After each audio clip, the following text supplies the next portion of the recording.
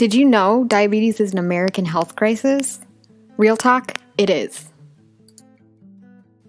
Over the past 2 decades alone, the number of adults diagnosed with diabetes has doubled. In fact, the CDC estimates that 30.3 million Americans live with diabetes. The kicker is, 25% of those individuals don't even know they're diabetic. This is a big deal, and not just to those 30 million diabetics, but for Americans in general. According to a CDC report from 2017, diabetes costs the US more than $327 billion every single year.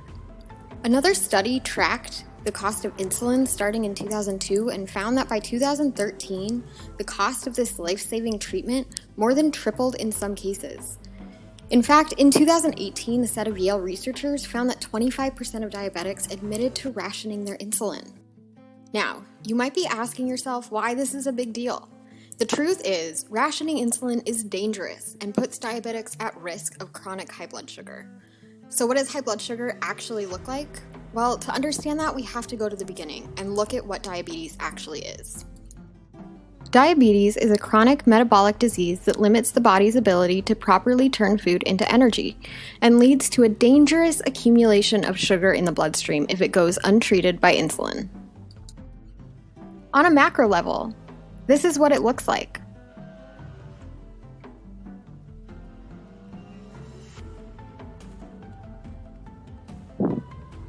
The reality is, though, it's much more complex than this.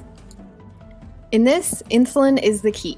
It literally acts as a key. Pancreatic cells called islet cells produce insulin in such a way that when insulin attaches to the glucose broken down from our food, that glucose molecule has a one-way ticket into specific cells that produce ATP, or in layman terms, the source of our energy. So what's the bottom line on high blood sugar and diabetes?